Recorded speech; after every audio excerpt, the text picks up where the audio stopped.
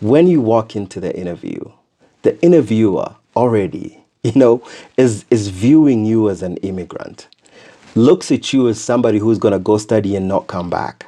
And so you need to convince them otherwise.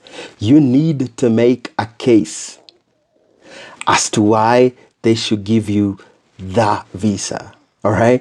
Very important. Whenever you're answering questions as a student, when you're getting your F1 visa, make sure that you're referencing ties.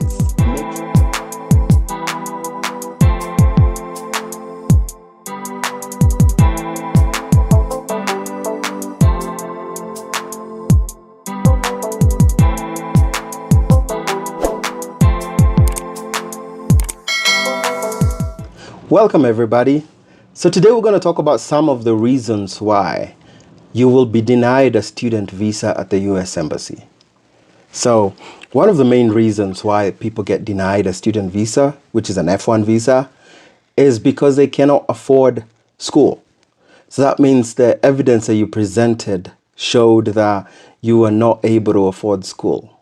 And, the Immigration and National Act says that if you're applying for a visa, they deem you an immigrant. That means they deem you as somebody who's going to come here and stay permanently until you prove otherwise that you are a non-immigrant. And so when you go, for your visa interview with your I-20 and you're not able to back up enough to say that, you're able to provide for yourself, the U.S. doesn't want to admit you into the U.S. to become a burden, to the system. They don't want to just admit you if you are not able to afford, because that means you're going to work illegally to be able to try and, you'll become a burden to the U.S. And so that, they will deny you a visa because you're not able to afford. So make sure when you go for the interview, make sure that your bank statement looks good. And if you're not able to, if you don't have enough support by yourself, make sure that you get additional, an affidavit of support from someone else to say that, hey, we'll take care of you while you're here. We'll take care of you. And that affidavit of support has to be from somebody in your home country. It cannot be somebody in the US. So because they say, assurances from people in the US don't really count. Okay. So if you don't have a strong enough bank statement, make sure that you get somebody else who, will give you an affidavit of support and notarize it to say that, they will support you when you're here and you're studying. So yeah, lack of support is one of those things. The other thing is, you don't have the right academic credentials. Your grades, your schooling, what you're applying to come get.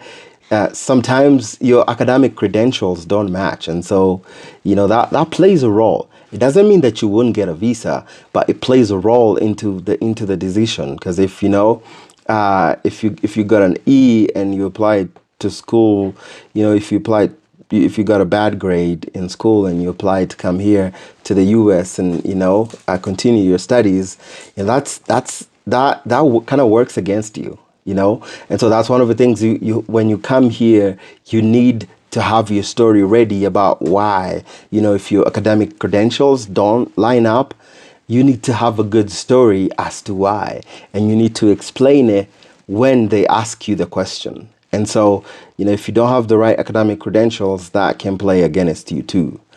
And also, when you walk into the interviewer already, is viewing you as an immigrant, looks at you as somebody who's going to go study and not come back. And so you need to convince them otherwise. You need to make a case as to why they should give you the visa. All right. Very important.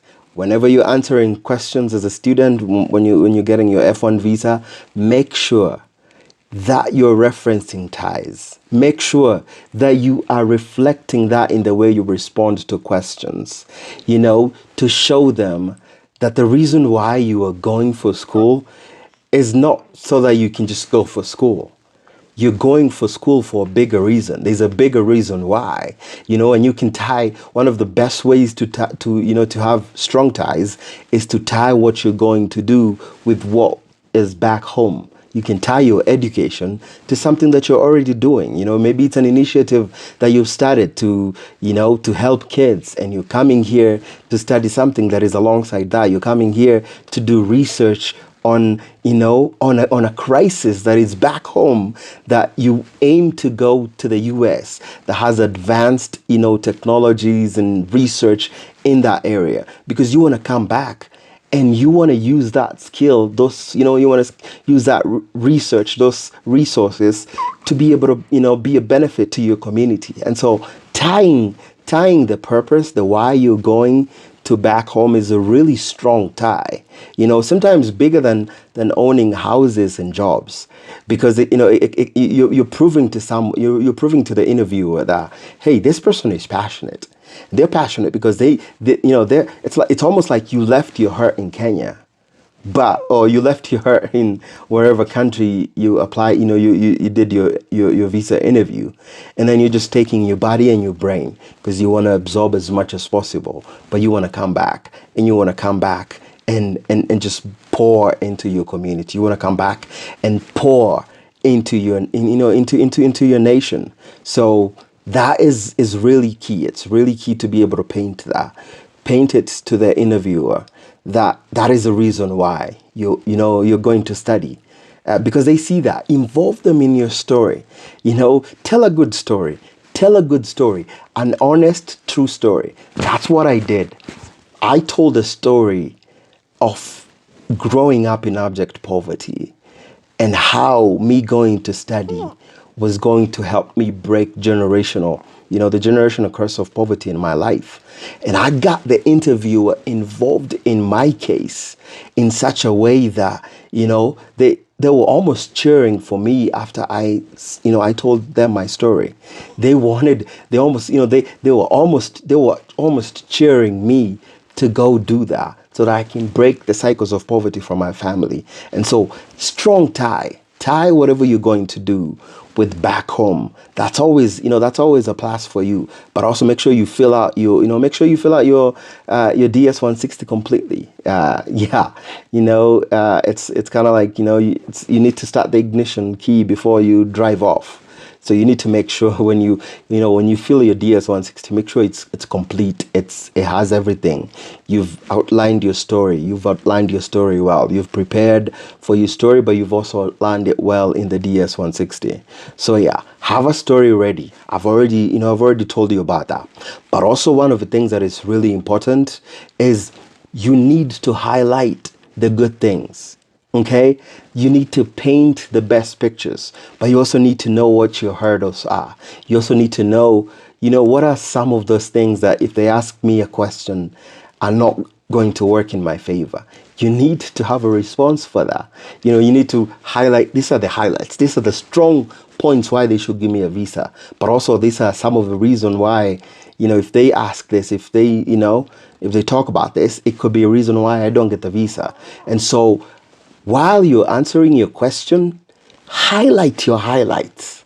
Let the interviewer, shine them bright for the interviewer to see and be amazed. Involve them in your story, like I told you, but also engage with the interviewer just like you would with anybody else, because it can also tell the story of this guy is going to fit in the US. He is going to survive. He's going to fit in with the culture, just the way he talks, he communicates. You're having a communication with the interviewer. You're getting them involved in your journey. And so it's kind of like, whether it's 3 minutes, whether it's a minute, make the interviewer involved in your story.